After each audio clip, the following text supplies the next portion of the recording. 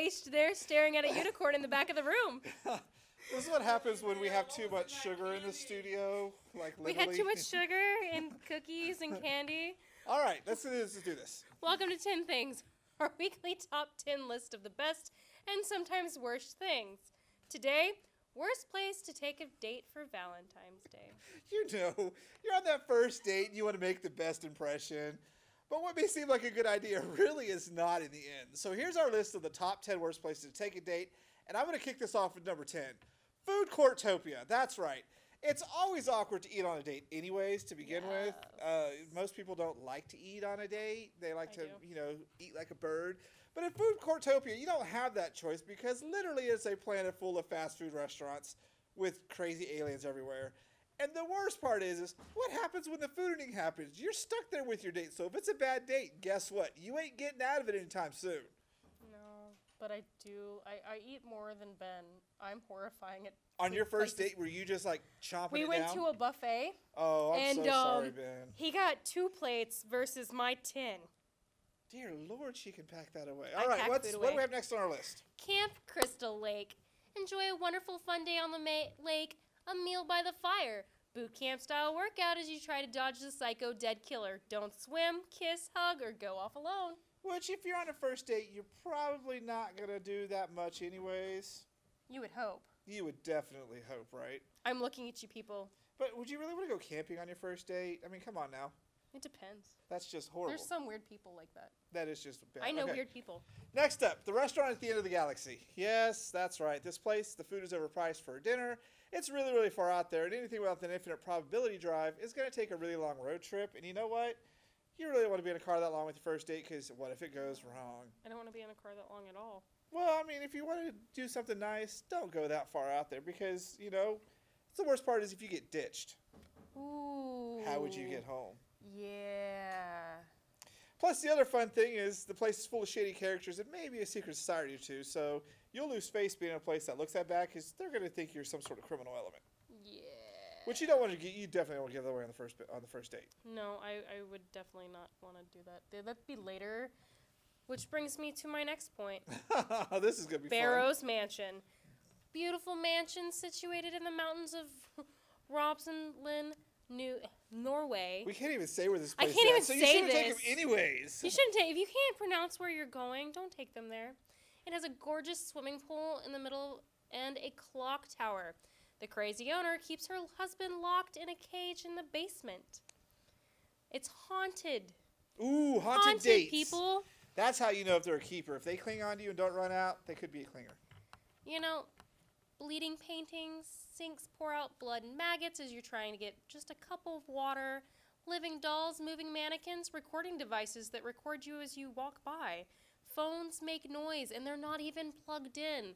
Worst part, there's a telekinetic monster that lives in the caves under the house. Yeah, I'm not quite sure I'd enjoy that one very much. Probably not. Not as much as my next one, which is LV426. You want a good place to take someone, take them to the coast. Don't take them to this planet. The weather is terrible. It's always overcast and rainy, and the sun never comes out, and it's got the worst terrain. But, there could be some fun things to do and find there because it's a soldier hangout, so they always have the best tattoo parlors and bars. Yeah. But I'll tell you what, you're going to leave with some killer indigestion after this trip. Oh, yeah.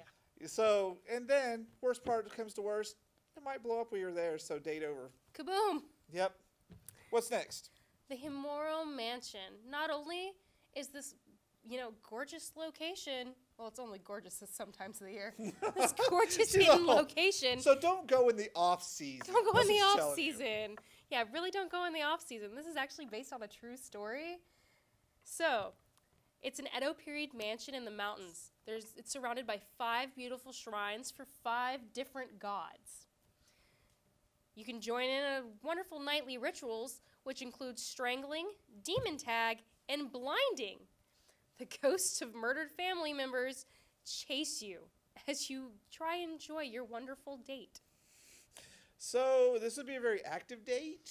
Very, and then you have to bring a camera, and there's ghosts that pop out of boxes. I mean, hello.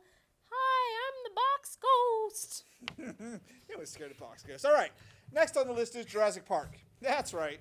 You're going to look like a coward for fearing dinosaurs. You're going to lose some man card points with this one. And you know what? Nothing could ever go wrong at a park full of kennel animals, right? Totally. Right? I mean, it's perfectly safe. Everything's behind bars, and there's no one trying to steal anything from there. Until the power goes off. And the worst part is you're going to waste your money because you just need to wait because their new exhibits could be genetically designed dinosaurs. And, you know, that's pretty good. And what could go wrong with those? I mean, nothing. science. Nothing can Yay, ever science. go wrong. Nothing. So Jurassic Park makes this list of, yeah, maybe we're going to pass on this one. Number 3, Freddy Fazbear's Pizza. I want to see you say that 5 times fast. Freddy Fazbear's Pizza. This is a lovely family pizza place with singing animatronics. Lovely. There are 5 dead children hidden in each of the animatronics that roam the halls at night. So I'm pretty sure the old ones kind of smell stinky. Just to warn you, the power goes out quite frequently, so spare Instead your of making flashlight out, you're batteries. probably going to be running for your life.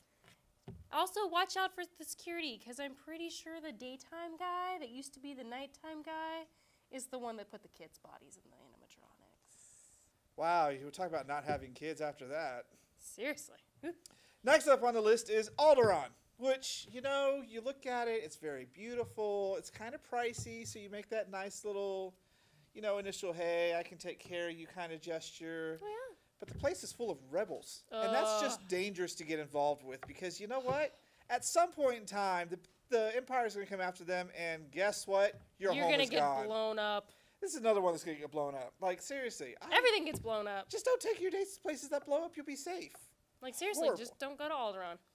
But number 1 on our list, Harley, what is this one? Toluca Prison. Who takes a date to a prison to begin with? It's it's Silent Hill Society, man. The Historical Society of Silent Hill does wonderful little tours. Wonderful little tours. Wonderful little tours. Beautiful Silent Hill, Maine, overlooks the Toluca Lake. You get to go through wonderful small labyrinths full of tunnels and walls. There's a dead body in the cafeteria, by the way. Food? No, they're serving dead bodies, I'm pretty sure. Ironically, this is also haunted. Why did you pick all the scary places? I was supporting Jeffrey in his hate of Valentine's Day. I love you! I love you too. You get to hear mysterious running horse noises as you kind of like. Yeah, there's nothing scarier than running to hearing. And then, you know, there's creepy wax dolls in most of the stalls or, you know, cages. Stalls or cages? Which ones are they, Harley? There's a little bit of both. Mm-hmm. And you'll occasionally run into this really, really tall guy with a big, huge sword. And can I cut your bread for you? Yeah, can I cut your bread for you, kind of, except he kind of misses and cuts you in half occasionally. I think the other bad part about taking a date to the prison is you have to eat prison food, and that stuff is not very good. No, especially if they're serving dead body. Especially. So that's been this week's 10 Things list. We want you to tune in every week to see what we have fun with. And just let us know your thoughts in the comments below and any ideas you want us to tackle. Message us. We love to hear it. Yes. But now we're going to get into this week's bonus round.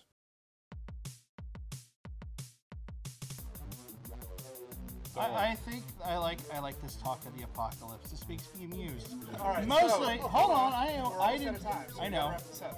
So my thing is I love people who tell me about the end of the world because I have literally heard about the end of the world since 1901 when I first read about the Carolina. You weren't alive in 1901. Wait a minute. Hold on. Vampire?